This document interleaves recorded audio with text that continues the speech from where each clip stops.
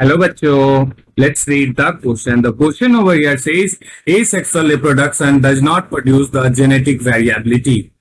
तो यहाँ हमें एक स्टेटमेंट दिया हुआ है और हमें जो है इसे क्लैरिफाई करना है। तो क्लैरिफाई करने के लिए हम लोग कुछ जो हम लोगों ने हमें नोन फैक्ट्स है उसे की कंसेप्ट्स में डिस्कस करेंगे और हमारा क्लैरिफिकेशन स्टेटमेंट के लिए हमारे सामने होगा।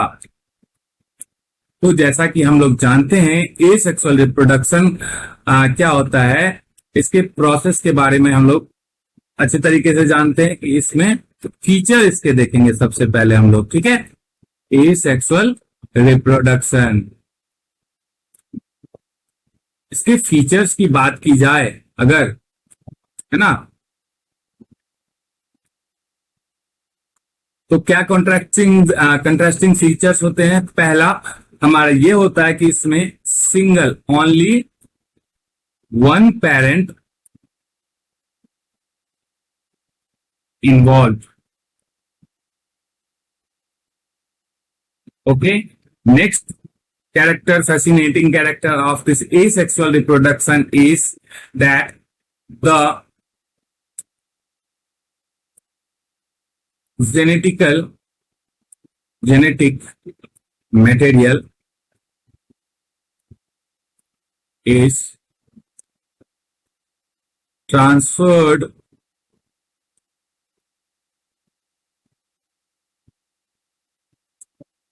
from, कहां से ट्रांसफर होगा, फ्रॉम पेरेंट्स टू ऑफस्प्रिंग्स, यानी कि पिता या जो पेरेंट्स होंगे उनसे कहा जाएंगे ऑफस्प्रिंग्स में ट्रांसफर देखने को मिलता है जेनेटिकली। और ये जो जेनेटिक मटेरियल होता है ये कैसे जाएगा, ये आइडेंटिकली जाता है, आइडेंटिकल कॉपीज होते हैं।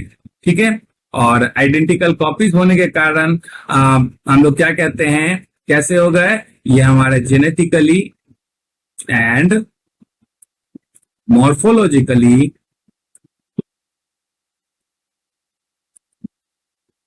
अपने पेरेंट्स से प्योरली मैच करते हैं, करेंगे आइडेंटिकल। और इस जो हम लोगों ने लिखा है जेनेटिकली मॉर्फोलॉजिकली आइडेंटिकल, इसे हम लोग दैट इज क्या कह सकते हैं, क्या कहते हैं, या तो कहते हैं एग्जैक्ट कॉपी और clone, copy of parents, identical offsprings. तो ये हमारे देखने को फीचर मिलता है।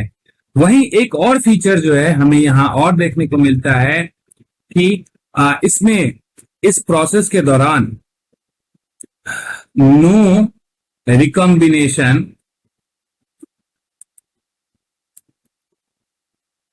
of genetic material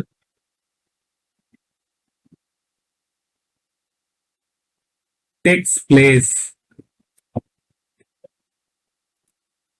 So variation or the genetic variability not seen.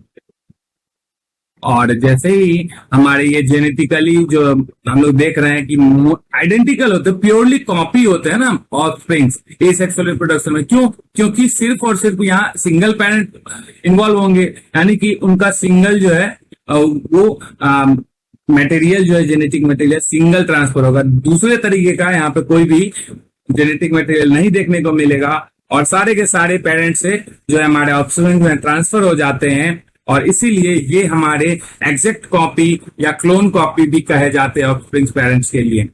और जो हमारा जेनेटिक मटेरियल जो है इनमें रिकम्बिनेशन, दो तरीके का कम्बिनेशन जो हम लोगों ने कहा वो देखने को नहीं मिलता है और नहीं मिलने के देखने को मिलता है, और इसी कारण से इनमें कोई भी वेरिएबिलिटी नहीं आता है क्योंकि इनका जीन्स प्योरली जो है वो सेम होता है अपने पेरेंट्स के। तो हम लोगों ने की कंसेप्ट के थ्रू इस क्वेश्चन, इस स्टेटमेंट का क्लैरिफिकेशन कर लिया है। I hope you all have understand this good, well.